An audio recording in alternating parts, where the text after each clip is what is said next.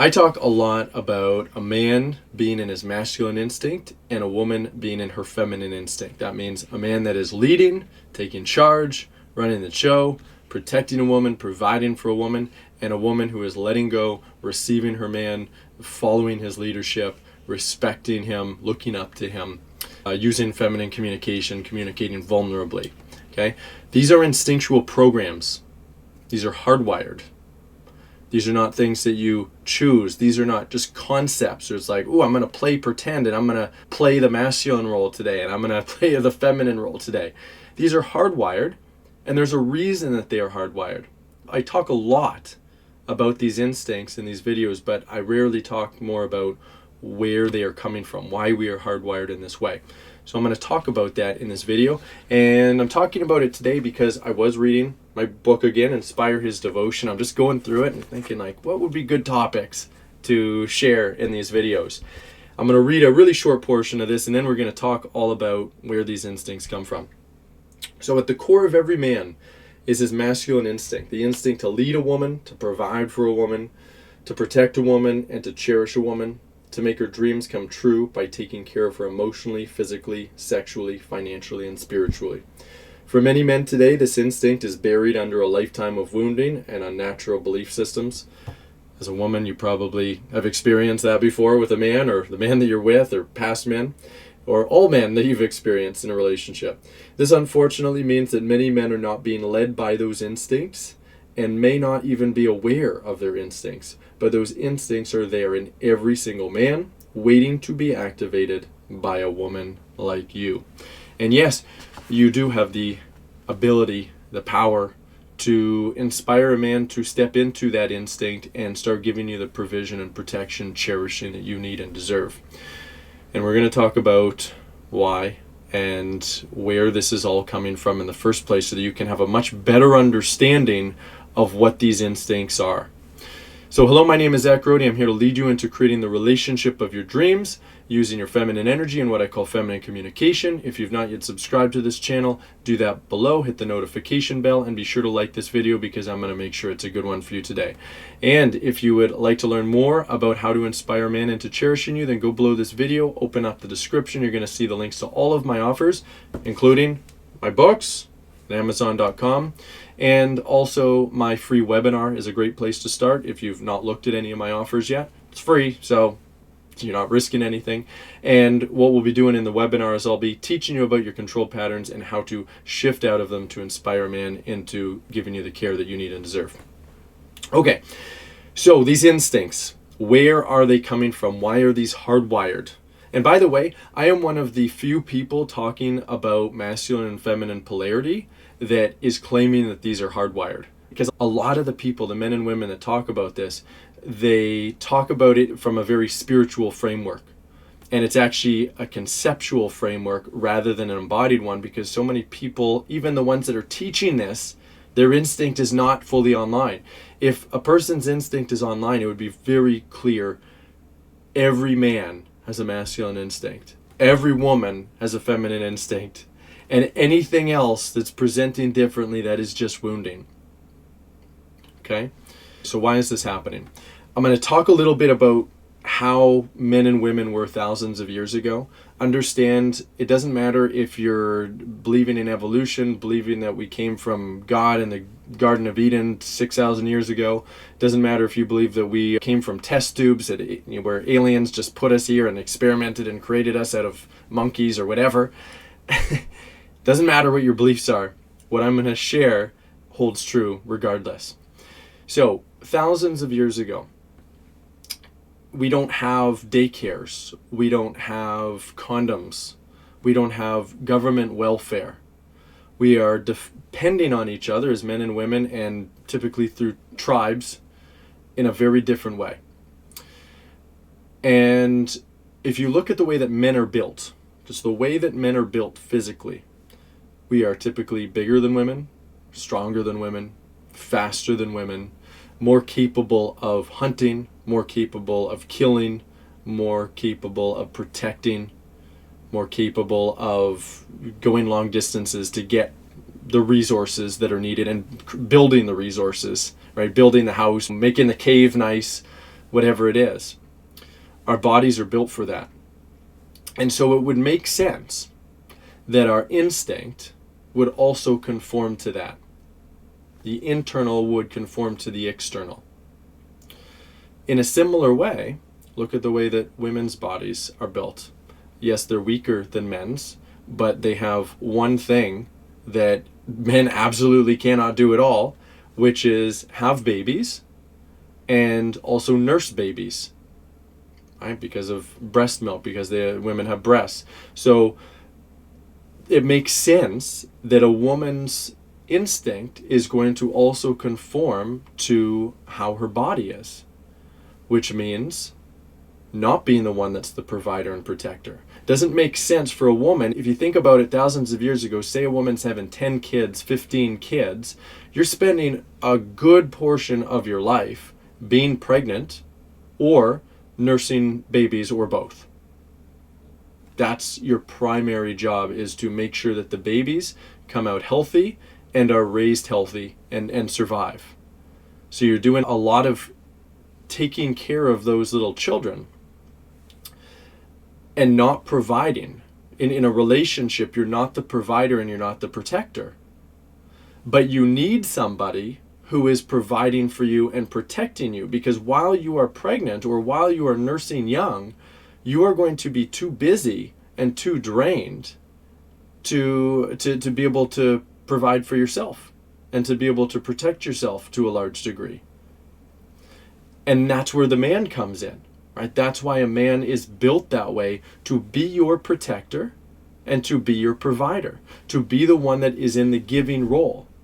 And with that also comes being the one who is leading, right? He's doing it through his leadership, because that's where his focus needs to be, on making sure that the family is taken care of. He needs to be the one that is leading that. And for the woman, for you, that means you are following that leadership, because if you are always resisting his leadership, when his job is to provide for and protect you, then you're not going to be taken care of, right? You're going to do something that's going to put yourself in harm's way in some kind of way, or the children. You are also following, and you're programmed to submit to leadership, submit to someone else's inner vision, right? When we're talking about leadership, the man is leading towards his inner vision of like, this is what things would look like for my woman to be fully protected and provided for, and for my family to be fully protected and provided for. So what you're actually doing is you're not just submitting to the man, you're not just following his leadership, you're submitting to his inner vision. Like, here's how you're going to be taken care of.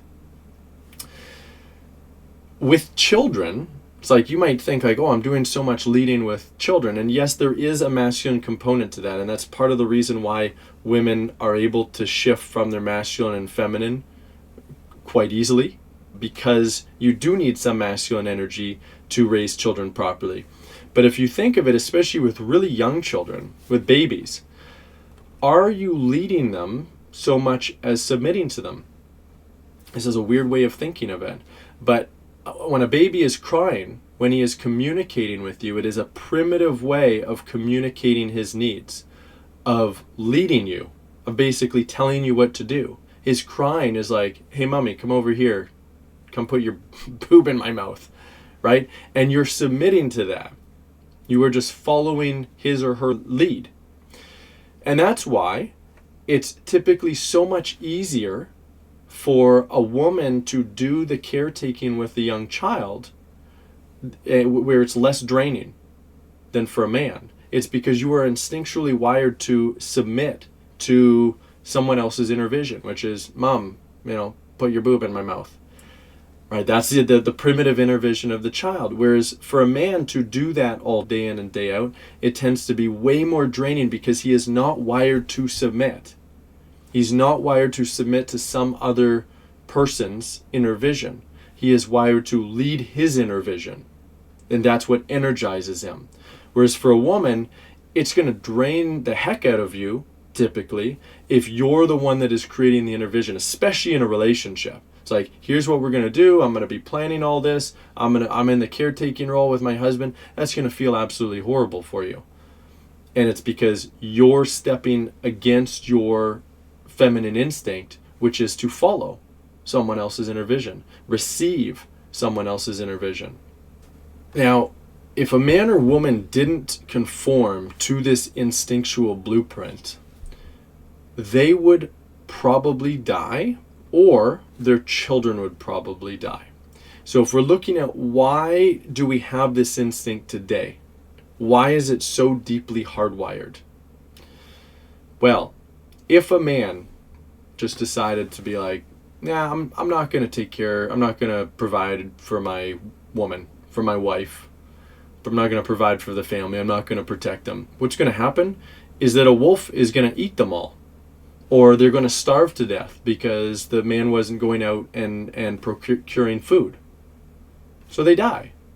And then his genes die with them. The genes that are going to carry on from generation to generation are going to be in the men who know their proper role in the relationship, which is to be the provider and the protector and the leader of their woman and also their children. And to remain firmly in that role, because that gives the absolute best chances of those children surviving and their woman surviving, which is also important for it to carry on the genes, because without a woman, well, you're dead, or your genes are dead. And then same thing for a woman, right? If a woman decides to be in her masculine energy and do all of the leading, she is going to get drained. She is not going to have the energetic resources to have nearly as many children, and they're going to typically die out, right? It's not so easy back then to get enough food and to be able to stay safe, right? There isn't just grocery stores that you can go to. So it's going to take all of this energy, and you're not going to have enough for all of these children and all of this breast milk. And we didn't have welfare back then. We didn't have a state that takes care of you in any way. Not that it does a good job of taking care of anybody today, but out in the wilderness without society, there's none of that. So a woman who is in her masculine energy is just going to be likely to die, and her offspring are going to die. In addition, part of this instinct too is how the man is going to respond to the woman. So if the woman is in her masculine energy and she's leading the man, he is going to experience a lot of irritation because she's not conforming to his inner vision, and he's just going to leave. He's going to go find some other woman caveman to be with. And what's going to happen to her genes? They're going to die out. So we're left with today, thousands of years later, again, regardless of whatever human origin story you believe in, thousands of years later, we're in this situation where men have a masculine instinct, women have a feminine instinct. And the only thing that is stopping that instinct from coming out is wounding. Sometimes very severe wounding. Sometimes intergenerational wounding. I shouldn't even say it's just wounding. Sometimes it can also be chemical issues because of our poison food supply, hormone issues, all of that, which can also be shifted. But this is why this happens. Much of society today will lie to men and women and say that it is okay to be anywhere on the polarized spectrum. For a woman to be really in her feminine or masculine, or anywhere in between. For a man to be in his feminine or masculine, and anywhere in between. And it is okay in the sense that, no, I don't believe in shaming anybody for what's going on with them or what they believe. It's not about that. It's just that it's not natural. Right? They're out of order as far as how things are supposed to be. And if you recognize that and you know that, if you're a masculinized woman, the first thing that you got to realize is this is not how it should be. This is not actually who I am. This is something that needs to shift. Now, don't beat yourself up because of that. Just take note of it and realize, well, assuming you might not be at this mindset, but realize, yeah, I want to shift. I want to become the feminine woman that I am capable of being. And not just to inspire a man to take care of you, because that should actually be secondary. Yes, that's important and that's beautiful, and that's how you get your needs met. But more than that, I want to be feminine for me. I want to heal. I want to become the most feminine woman that I can be, because that's who I am underneath my wounding. If you would like help learning how to do that, go below this video, open up the description, go to thedreamrelationship.com, check out my Academy program video, and if it resonates, book a call with me underneath that video and we'll talk. We'll talk all about where you're at in your love life, what problems you're experiencing, how you're stuck, how to get unstuck, and see if working with us is the right step for you right now. I'll see you there.